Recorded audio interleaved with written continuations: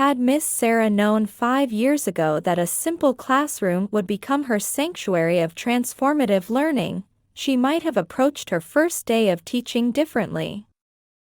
Back then, she had been preoccupied with lesson plans and curriculum standards, but now she understood that education was more like the intricate pattern of sunlight playing across her classroom's yellow walls, complex, ever-changing, and beautifully unpredictable.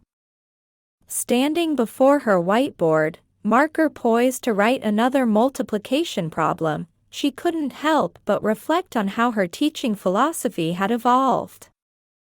The mathematics problems she'd written, 2 by 5, 3 by 5, 4 by 5, progressing to more challenging ones like 7 by 6 and 8 by 9, were more than just numbers to be memorized.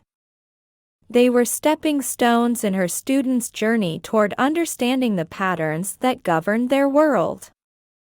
The classroom had been thoughtfully arranged to create what she called a learning ecosystem. The cursive alphabet strip above served as a bridge between subjects, reminding students that mathematics, like writing, was a form of expression. The fraction and percentage cards hanging from the ceiling, showing equivalences from 1/10 equals 10% to 6/10 equals 60%, demonstrated how numbers were interconnected, just as her students were connected to each other. Tom and Lisa, inseparable since the term began, exemplified this connection perfectly. Had they not been paired during that first week's mathematics activity, they might never have discovered how their different approaches to problem-solving could complement each other. Tom, with his quick mental calculations, balanced Lisa's methodical, step-by-step approach. Their friendship had blossomed like a mathematical equation, 1 + 1 somehow equaling more than 2. If we understand the pattern, Tom was explaining to Emma, who had recently returned after being ill, larger multiplication problems become easier. He gestured toward his notebook, where he'd organized the problems in a systematic way that Miss Sarah hadn't taught. He'd developed this method himself. Lisa, clutching her ever-present pink pencil case, added, "It's like building blocks. Each number helps us understand the next one." Had she been asked at the beginning of the year, she would have said she was bad at math. Now, she was not only solving problems but explaining concepts to others.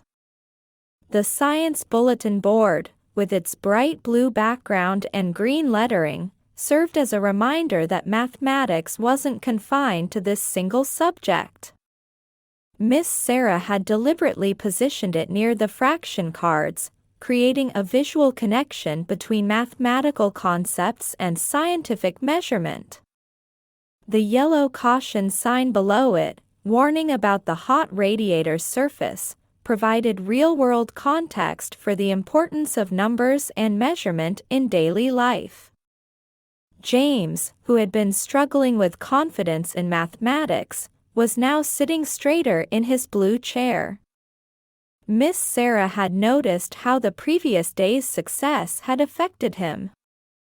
"Should we have attempted such challenging problems yesterday," she mused, "he might not have been ready. But now..." She watched as he raised his hand to answer a question about 11 by 3. The morning sunlight streaming through the large windows cast long shadows across the blue desks, creating what Miss Sarah thought of as sundial mathematics, a reminder that numbers had been humanity's way of making sense of the world since ancient times. The wooden shelf with its colorful plastic bins contained materials that bridged the gap between abstract numbers and concrete understanding, manipulatives that made mathematics tangible for young minds. "Miss Sarah," Emma called out, her hand reaching toward the ceiling, "I've noticed something about the fractions and percentages. They're like a story that keeps going, aren't they?" Even though our cards stop at 60%, the pattern could continue forever. The observation made Miss Sarah smile. Had anyone told her younger self that teaching mathematics would involve discussing infinity with elementary school students, she might not have believed them. Yet here they were, exploring profound mathematical concepts through the innocent observations of a child. As she walked between the rows of desks, Miss Sarah reflected on how each student's journey mirrored the progression of mathematical understanding throughout history. Humanity had once counted on fingers and toes, just as her students did when learning basic multiplication. The leap from concrete counting to abstract mathematical thinking was a journey each child would make in their own time, in their own way. If we think about multiplication as groups, she explained to the class, drawing circles on the whiteboard, we can see how it connects to division, fractions, and even percentages. She had learned that these connections, these mathematical bridges, were crucial for deeper understanding. Lisa whispered to Tom, "It's like when we learned about the water cycle in science. Everything connects to everything else." The metaphor, though simple, demonstrated how her students were beginning to see patterns and relationships across different subjects. Miss Sarah had been teaching long enough to know that these moments of connection were precious. Had she not created an environment where students felt safe to share their thoughts, such insights might have remained unspoken. The yellow walls, which had initially seemed too bright, now felt like they contained and reflected not just sunlight but the collective glow of discovering minds. James, who had been listening intently, suddenly raised his hand. "Miss Sarah, is that why the science board is next to the math problems? Because science needs math to work?" The question demonstrated exactly the kind of cross-disciplinary thinking she hoped to encourage.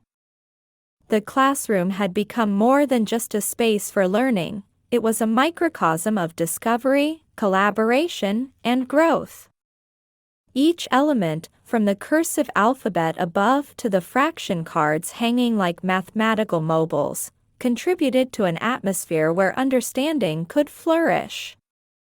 Looking at her students working together, Miss Sarah realized that mathematics, at its heart, was about relationships.